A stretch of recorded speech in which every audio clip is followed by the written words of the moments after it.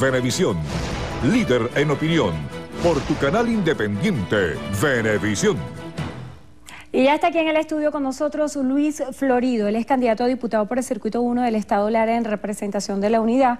Este circuito corresponde a Barquisimeto Oeste y Norte y comprende Concepción, Juan de Villegas, Unión, Cují, Tamaca, entre otros. Gracias por estar con nosotros el día de hoy. Gracias a ti, Andrina. Hablando acerca de las propuestas que usted piensa llevar a la Asamblea Nacional, muchos se preguntan si parte de ese planteamiento que ha encerrado a la oposición venezolana de gestar un cambio a través del Parlamento es demagogia o es una realidad. ¿Cuál es la propuesta de tipo legislativo que piensan plasmar ustedes en el Parlamento de llegar a ganar las elecciones? Bueno, yo soy de la opinión de que nosotros debemos hablarle con mucha franqueza, mucha transparencia al pueblo venezolano. Ganar la Asamblea Nacional es un paso muy importante, fundamental para que se produzca el cambio político. Pero el solo hecho de ganar la Asamblea Nacional no es el cambio, no es que después de que ganes la Asamblea ya se produjo el cambio como tal. Es por ello que nosotros desde la Asamblea debemos ser diputados del cambio político, de que en Venezuela se termine de reinstitucionalizar el país y producir un cambio en los poderes públicos que termine reinstitucionalizando la Venezuela que hoy tenemos, que es una Venezuela donde los derechos se han ido conculcando, donde somos más pobres y somos menos libres. Es por ello que a partir de ese cambio tú puedes producir en el modelo político las reformas necesarias para que en el país volvamos a tener alacenas llenas, medicamentos y que este país se reencamine en paz, bienestar y progreso, que es parte de lo que nosotros queremos hacer en el Parlamento. En ese contenido de lo que usted describe como lo político también está la arista de lo económico. ¿Qué hace falta cambiar desde la Asamblea Nacional en lo económico para plantear un nuevo esquema de propuesta como lo que ustedes están planteando? Mira, lo primero es que nosotros tenemos que parar esa máquina de imprimir dinero en el Banco Central, un Banco Central que perdió su autonomía y que ahora depende totalmente del Ejecutivo. Y por supuesto, hacer las reformas económicas que se necesitan para tener un país productivo. Por ejemplo, nosotros tenemos que promover un modelo parecido al que hay en la India, de muchos emprendedores en el país. Que esos emprendedores generen valor agregado en Venezuela y que te permita, a su vez, con esa cantidad de gente produciendo, que el país crezca económicamente y que se paguen más impuestos y por lo tanto el Estado tenga más dinero. Pero no podemos seguir viviendo solo del petróleo. El petróleo es una palanca para la economía, pero tú requieres que esa palanca tenga dentro del sistema económico venezolano formas para que se produzca, en definitiva, un cambio profundo en el sistema económico del país. Desde esa perspectiva de emprendimiento que usted plantea y emulando un poco lo que usted dice del modelo hindú, ¿cuál pudiera ser la propuesta legislativa para que esto se concrete? Un emprendedor cuando comienza tiene una idea. ¿Y qué es lo primero con lo que choca? Con la falta de financiamiento, pero también con la falta de capacitación. Nosotros requerimos que en Venezuela tengamos la capacidad de financiar los pequeños emprendimientos. Muchos emprendedores en Venezuela. En las comunidades, en los barrios hay miles. Cada vez que yo hago un recorrido me consigo con gente que tiene distintas destrezas, distintas capacidades, pero no tiene dinero para avanzar en su proyecto. Entonces, tú necesitas primero financiamiento, segundo capacitarlos para que puedan ser proyectos exitosos y después seguimiento para que consoliden esos proyectos. De esa manera nosotros podemos convertirnos en un país donde mucha gente tenga su casa, tenga su posibilidad de entretenerse y divertirse. Los venezolanos de hoy en su mayoría ganan salario mínimo y el salario mínimo hoy es de apenas $8.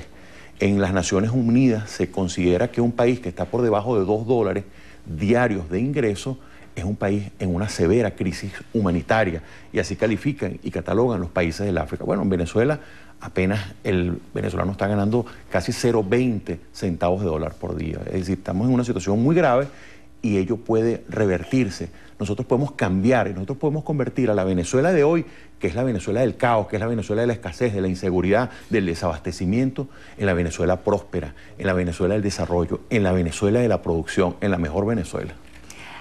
Venezuela, precisamente en el plano internacional, ha sido nombrada como presidenta de la Comisión Permanente de la Organización de Estados Americanos. Recientemente, un dirigente del partido en el cual usted milita, Voluntad Popular, Carlos Vecchio, se dirigió a la OEA solicitando se evaluara su caso. ¿Qué otras acciones a nivel internacional se están gestando para defender lo que ustedes consideran su causa? Bueno, hay varias.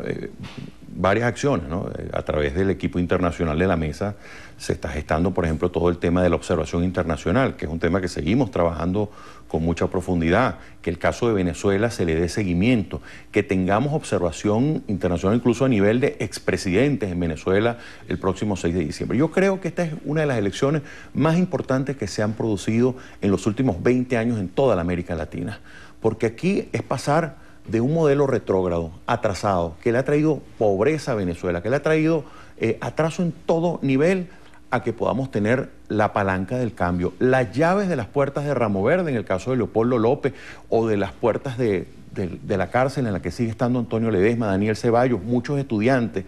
Entonces, la presión internacional es muy importante alrededor de esto. También se ha emprendido toda una campaña internacional con el tema de los estados de excepción.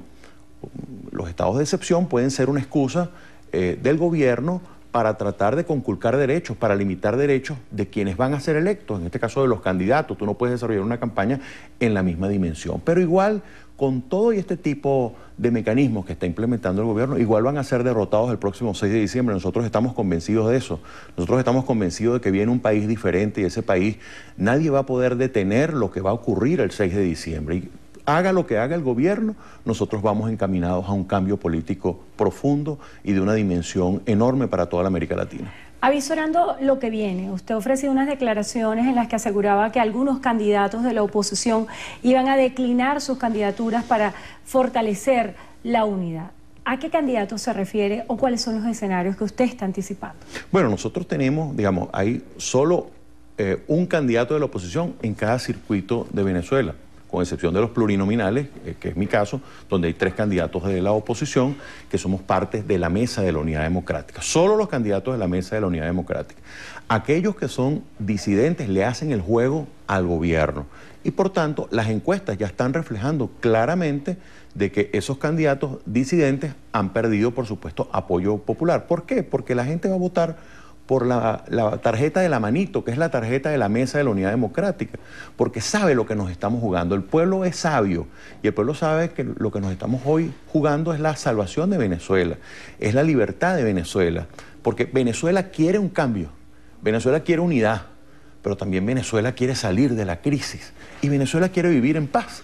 Entonces, ese deseo de los venezolanos se va a plasmar en un tarjetón y en una tarjeta que es la que está abajo y a la izquierda, que es la tarjeta de la unidad. Todas aquellas candidaturas que han salido al margen de la unidad, estamos convencidos que en los próximos días van a ir declinando porque van a perder ese peso electoral que sintieron que individualmente tenían. Aquí no hay espacio para proyectos individuales.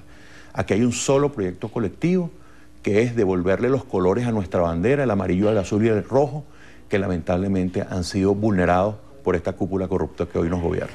Se nos está agotando el tiempo. ¿Cuál pudiera ser un mensaje final para todos los electores a los cuales usted aspira a representar, comprendiendo que está aspirando por el Estado Lara, donde al frente está un gobernador de la oposición, también está por Barquisimeto, que también hay un alcalde de la oposición?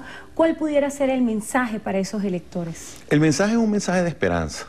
La mejor Venezuela ya viene. ¿De quién depende? Depende de nosotros. Hay que votar sin miedo, no hay que temerle a aquellos que dicen que el voto se conoce. No, el voto solo lo conoce usted, el elector. Y le hago un llamado a todas aquellas personas que son parte o que creyeron en el oficialismo, que esta es la oportunidad de cambiar, es una oportunidad de oro para ustedes y para nosotros, para que Venezuela se reencuentre. Aquí los recibimos con los brazos abiertos, con la posibilidad de que reconstruyamos nuestro país. La Venezuela de hoy no es la Venezuela que merecemos los venezolanos, merecemos mucho más. Y eso lo vamos a construir con la llegada de esa mejor Venezuela que juntos todos vamos a reconstruir, como el ave fénix que de sus cenizas volvió a nacer, volvió a crecer, y la Venezuela del futuro va a ser ese país donde todos soñamos vivir.